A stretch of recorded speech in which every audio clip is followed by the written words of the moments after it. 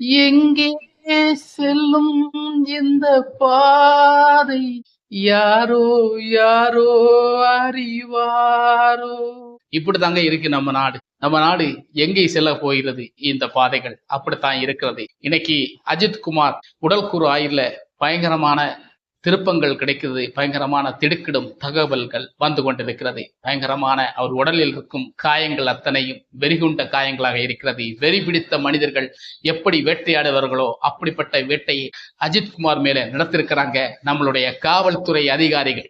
இது அத்தனையும் உண்மையா பொய்யா, எப்படி இது சாத்தியமாச்சு, ஒரு மனிதனை இப்படியா விசாரிப்பது என எதிர்புறமான கேள்விகள் எல்லாம் இப்போது மக்கள் மத்தியில் எழுந்து கொண்டே இருக்கிறது. இந்த மாதிரி ஆட்களை நம்ம நாடு என்ன செய்ய போகிறது என்பதுதான் நம்ம வீடியோவை நீங்க பார்க்க இருக்கிறோம். வாங்க வீடியோக்குள்ள போலாம்.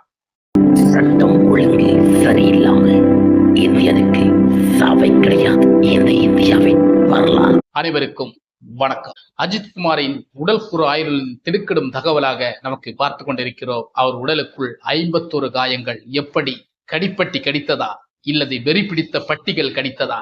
எப்படிங்க இந்த நாய் கடித்து குதறியது போல் ஒரு மனிதனை இப்படி சின்ன பின்னம் சித்திரவதை செய்து கொண்டிருக்கிறீர்களே, கொன்று அவரை சீரழித்து விட்டீர்களே, உயிர் போன உயிர் திருப்பி எடுக்க முடியுமா? உங்களுக்கு மனசாட்சி இல்லையா? மானங்கட்ட மனிதர்களை, மானங்கட்ட காவல்துறைகளை. இப்பேற்பட்ட காவல்துறைக்கு எப்படிங்க ஈவிரக்கம் இல்லாமல் போச்சு அப்படி என்று கேட்க வைக்கிறது நான் இல்ல, மக்கள். மக்கள் குரலுக்கு உங்களால பதில் சொல்ல முடியாது. உங்களுடைய பதில் சாட்டை, கம்படி, லத்தி அடி. இதுதாங்க உங்களுடைய பதில். பேச உங்களால பதில் செய்ய முடியுமா? நீங்க பேசுவீர்களா? பேசி உங்களால பதில் சொல்ல முடியுமா? ஏன் அடிக்கிறீங்க? உங்களால ஒரு மனுஷனை விசாரிக்கிறது முறைப்படி நீங்க விசாரிச்சிருக்கலாமே. ஏன் கொடூரமா இப்படி சித்திரவதை செஞ்சு இது பண்ணிருக்கீங்க, கொன்னு இருக்கீங்களே. இனி அந்த உயிர் நமக்கு திரும்ப கிடைக்குமா? இப்பேற்பட்ட பல முன்னோக்கங்களில் அஜித்குமாரை வெறும் படுகுந்தமான ஒரு காயத்தில் ஏற்படுத்தி இருக்கிறது நம் காவல்துறை. இந்த காவல்துறைகள் எப்பேற்பட்ட ஒரு சீண்டலாக இதை செயல்படுத்திக் கொண்டிருக்கிறது. இந்த காவல்துறை ஏன் இந்த அளவுக்கு ஒரு வன்முறை ஒரு மனிதன் மீது படுத்திருக்க வேண்டும்? ஒரு சாதாரண சாமானிய மக்கள் அவர். ஒரு சாதாரண சாமானிய மக்கள் தான் அஜித்குமார். இப்பேற்பட்ட மக்களுக்கே இந்த நிலைமை என்றால் எப்படி இருக்க போகிறது நம் நாடு? சிந்தித்து பாருங்கள். அதுதான் நம்ம படிச்ச பாட்டு. எங்கே செல்கிறது இந்த பாதை யாரோ அறிவார், யாரோ அறிவார். இப்படித்தாங்க நம்ம உலகம் போய்கொண்டிருக்கு. நம்ம நாடு அதை விட கேவலமா போயிட்டு பல சாட்சியங்களும் பல நீதிகளும் நமக்கு கிடைக்காமல் போய்கொண்டே இருக்கிறது. இழுத்தடிக்கிறாங்க. எல்லா கேசுகளையும் இழுத்துதான் அடிக்கிறாங்க. எல்லாம் இப்ப சமீபத்தில் நடந்த எல்லா கேசுகள். அதுக்கடையில இந்த கொலைக்கு எல்லாம் முன்னுதாரணமா இருந்து தூண்டில் போட்டு எல்லா மீனை பிடித்த பிறகு அங்கே இருந்து ஒரு வாய்ஸ் குரல். இதெல்லாம் மக்கள் நம்பிடுவாங்களா? நிகிதாவின் வாய்ஸ் குரல்.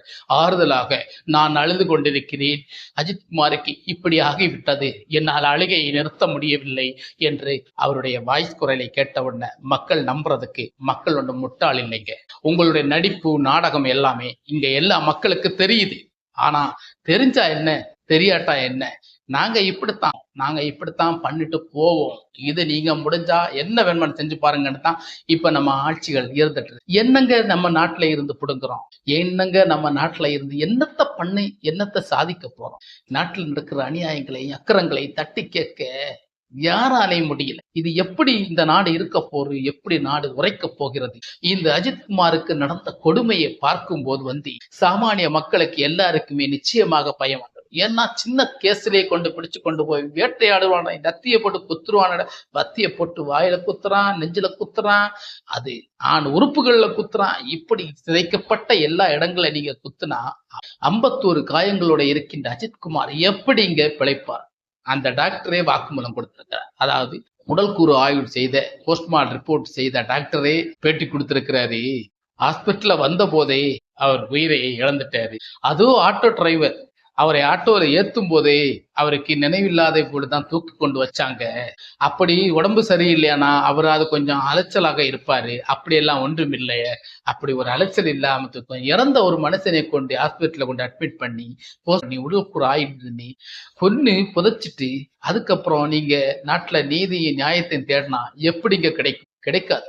இது வன்மையாக தண்டிக்கப்படும் பெரிய ஒரு குற்றம் தான் நம்ம நாட்டில் நடக்கும். இங்க தண்டிக்கப்பட வேண்டியது சாமானிய மக்கள் அல்ல, காவல்துறைகள்.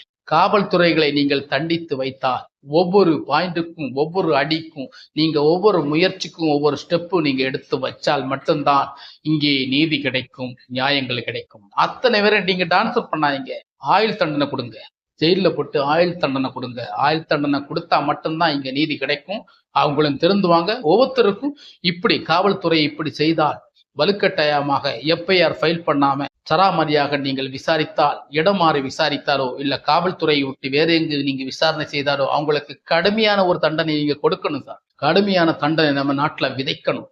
அப்போதுதான் இந்த காவல்துறைகளும் காவல் அதிகாரிகளும் பெரிய பெரிய உயர் அதிகாரிகளும் பயம் வரும். எல்லாருக்கும் தண்டனை வேணும்.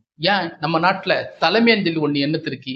தலைமை அஞ்சலி இருக்கிறதே மக்களுக்கு தவறு செய்தவங்களை தண்டிக்கப்படுவது மட்டும்தான். தலைமை பணத்துக்காக வேண்டி இருந்து தலைமை செய்வதல்ல. தலைமை மனிதனுடைய ஞானத்தும் நீதிக்கும் தர்மத்துக்கும் அநியாயத்தை தட்டி கேட்பவன் தான் தலைவன். அப்பேற்பட்ட தலைவன் தான் நம்ம நாட்டுக்கு தேவை. அப்பேற்பட்ட தலைவனால தான் நம்ம நாடை திருத்தவும் முடியும், அந்த நாடை உருவாக்கவும் முடியும். இப்பேற்பட்ட நாடு அழிஞ்சு சின்னமன்னப்பட்டு போய்கொண்டே இருக்கி. இந்த நாட்டுக்குள்ள நீங்க எந்த அளவுக்கு விதை விதைக்கிறீங்களுக்கு தெரியல, ஆனா அநியாயத்தை விதைக்கிறீங்க. அநியாயத்தை மட்டும் இல்லைங்க, சாமானிய மக்களை கொல்றீங்க. இப்படி எத்தனை உயிர்களை நம்ம இழக்க காத்திருக்கிறோம். அத்தனை உயிர்கள் இந்த நாட்டுல புதைஞ்சிட்டு இருக்கு. அஜித்குமாருக்கு நடந்த 51 காயங்கள் அவர் மரணத்தின் காரணமாக அமைந்து விட்டது.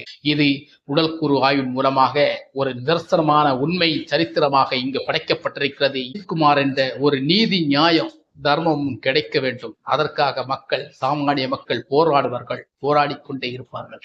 இந்த போராட்டம் நீளும் வரை எல்லாருமே தமிழக மக்கள் ஒன்று சேர்ந்து ஒரு போராட்டத்தை நடத்த வேண்டும் என்பதற்கான ஒரு எளிமை குரல் அல்ல, வலிமையான குரலோட நம்ம சொல்லி முடிக்கிறோம். அனைத்து நண்பர்களுக்கும் உறவுகளுக்கும் என்னுடைய வணக்கம். சட்டம் ஒழுங்கு சரியில்லாமல் இந்தியனுக்கு சாவை கிடையாது. இந்த இந்தியாவின் வரலாறு